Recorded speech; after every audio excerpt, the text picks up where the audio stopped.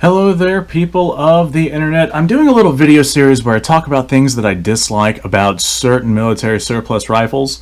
And I'm not saying that these rifles are bad. I'm just saying in a modern day context, they definitely, well, can be seen as yesterday's technology. And that makes sense because most of these rifles were designed in the 1890s or sometimes even earlier. But anyway, we are having a look at the Lee Enfield series of rifles. I got a number 1 Mark III up here. And this right here is just going to be indicative of all of the Lee Enfield series of rifles. And I'm sure I'm going to have some people go into the comments and tell me, technically this isn't that and that isn't this. I'm going to try and keep this as simplistic as possible. So there might be some terminology that I'm saying that isn't quite accurate, but it's accurate enough for most people to understand. Okay, so there are definitely some differences between the rifles, and I'll go ahead and I'll bring up all the various differences on that as we go over some of the things.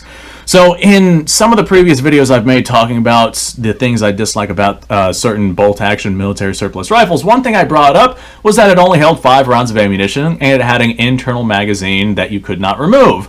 Well, guess what? This right here holds 10 rounds of ammunition, which is significantly better than that 5 rounds. And it does have a removable external magazine. So in a modern day context, because we're talking modern day context here, not for the people that were being issued these like almost a century ago at this point, in a modern day context, you could go out and get yourself a bunch of Lee Enfield magazines and keep them loaded on person. This way you don't have to worry about loading your cartridges from a stripper clip. So that is definitely one of the possibilities, and that is not something that I can use as a con. Now that being said, this is still a manually operated bolt-action rifle, which is absolutely a con from a modern-day context standpoint, especially if you're wanting to use one of these for any real practical purpose. So, bolt-action rifle, manually operated. Every time you pull the trigger, you need to cycle that bolt. That being said, this right here does have a short bolt throw, and it's designed in a way to be exceptionally fast, and there's certain techniques that you can use to really get some speed out of this rifle, but it is still going to be slower from like a highly trained operator of the Lee Enfield system. It's still going to be slower than like even the most mediocrely trained guy with a self-loading semi-automatic firearm. So the amount of lead that you're going to put downrange, since it's a bolt-action system, is just going to be not as much as something that is a self-loading firearm. The Enfield is also very difficult to mount optics to, and that's kind of indicative for the time period where most of these bolt-action rifles were being designed. It was the 1890s, and, well, there weren't really all that many optic options out there. For the most part, it was definitely an iron sight era. So bolt-action rifle, that's a con. Can't really mount any optics or any real accessories to these things. That's also a con. If you want to go and sporterize this thing to make it more modern, then it's no longer the Lee Enfield system. You've basically just turned it into a modern rifle that has an old action. So we're going to go ahead and exclude anything that has been sporterized. And that's kind of where my standpoint is whenever I say you can't really mount optics or accessories to these things. Of course, if you wanted to throw like, oh, I don't know, some kind of modern Archangel style stock onto this thing that had Rimlock systems and whatnot on it, and optic mount systems, drill tap, and the receiver and whatnot, you could obviously mount things to it, but there's no easy way to do that without significant modifications. One of the big cons about this particular rifle, the number 1 Mark III series, is the sights, and I guess the Ishapur series as well. I just don't like the leaf sights on these rifles, and that is because of my lack of ability to really see. The sights out here, they're just too far away from my face and they blur, and I just don't like them. I don't like how difficult it is for me to aim down the sights on one of these rifles. Now, if we look at something like the number 4 Mark I, they actually have an aperture sight on the rear of the receiver, which is significantly easier for me to aim through. It's just the way that my eyesight is. The aperture sight right near my face on the rear receiver, you get a much longer sight radius and whatnot. You get all the benefits of that. But just from me not being able to see my sights all that well, with it being closer to my face, it's just easier to see, so I can make easier sight acquisitions and easier shots on target. So that's, I guess we'll go ahead and count the sights as a con, because not all of your Enfield rifles have it. So yeah, we're gonna go ahead and throw that in there. Although that's one of those cons with a caveat. So I think that puts us up to 3 cons so far. Manually operated, optic mounting, and the sight system I don't really care for. Another big con of the Lee Enfield series is that most of them are going to be chambered in 303 British, and that's just in a modern day context. I mean, if this was 15 years ago, this would be a different video, but in a modern day context, 303 British is getting more and more difficult to find and more expensive, with the 303 British rifle, the Lee Enfield system of rifles, being a fast bolt-action system. Man, you can burn through a 20-round box of 303 British in like just a couple of minutes, and with these being like over $1 a round whenever you can find them, it's just not a very good viable option. On top of that, this cartridge is, you know, we'll go ahead and add, we'll do ammo availability as one con, because I want to go ahead and cover this as another con, because it is definitely a big issue. This right here is a rimmed cartridge, and it is a double stack magazine that does not have any sort of disconnect to separate cartridges from one another. So Rimlock is an issue with these cartridges and these rifles if you don't pay attention to how you load these in. What Rimlock is if these rounds are loaded inside of a magazine and you got one round with the rim behind another cartridge, then getting that round over that cartridge can be a little bit on the difficult side.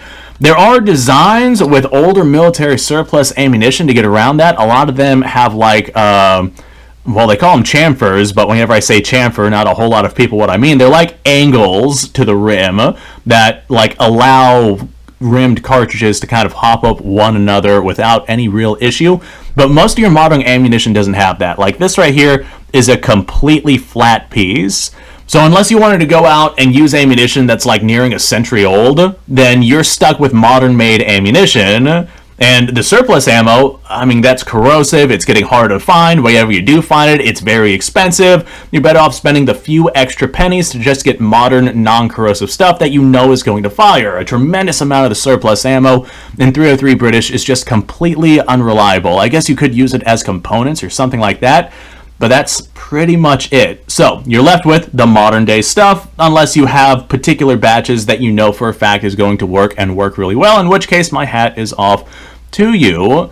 So most of your modern stuff, and actually a good amount of the surplus stuff as well, is just going to be flat, and you are going to have issues with Rimlock if you don't pay attention to that. I've made videos of me running this rifle on my channel before, and I've gotten Rimlock with it. I've had people in the comments tell me Rimlock is just a myth, despite the fact that I've literally dealt with it with this rifle. So it is something that definitely exists. Now, it's not quite as predominant as a lot of people make it out to be. They talk like if you get Rimlock or something like that, your rifle's basically going to be dead in the water, when in reality all you got to do is hit your bolts a little bit harder than you normally would, and that rim should pop over the other rim that it is behind, and you shouldn't have much of an issue. You got to run the rifle like a man, and you will end up kind of getting around that problem. However, it is definitely still a problem that exists. The Lee Enfield series of rifles, they're also notorious for coming out of headspace. That's just one of the faults with the systems. I can't think of any other military surplus rifle off the top of my head that really comes out of headspace as easily as these do, but that's just one of the things that I guess you want to pay attention to whenever you're dealing with these rifles. So those are my 5 cons. I know I kind of added that 6th one there at the end. That's just more of an honorable mention than anything else, because it's really not that big of a problem, even though it does exist. Okay, so those are my 5 cons of the Lee Enfield series of rifles. That being said, it is a great rifle. These right here are one of my all-time favorite milsurps. I wish ammunition was more available for them, because I would definitely take them out more often and send more lead downrange. I regret not grabbing like a tremendous amount of 303 British back whenever I had the opportunity to, whenever it was not overly expensive and hard to find. However, now it is. So, thanks for watching, folks. Appreciate your time. Like, subscribe, share. Description below is a link to all sorts of stuff. Go check it out. You guys go off, have yourself a fantastic day, and I'll see you all on the next video.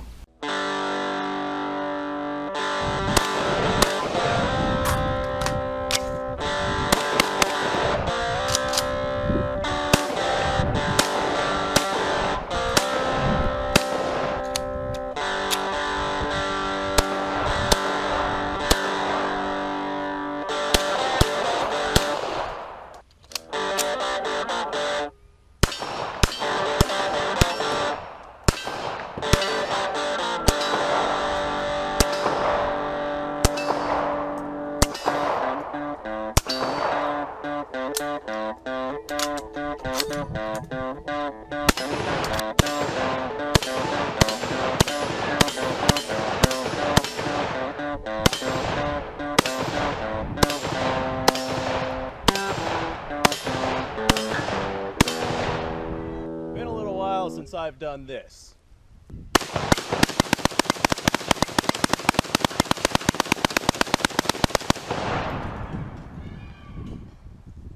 Bonnie and Clyde be damned.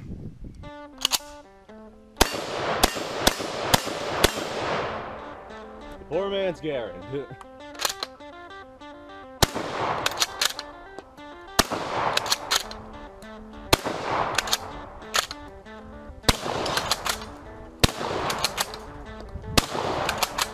It's a shame that bolt-action shotguns aren't more mainstream.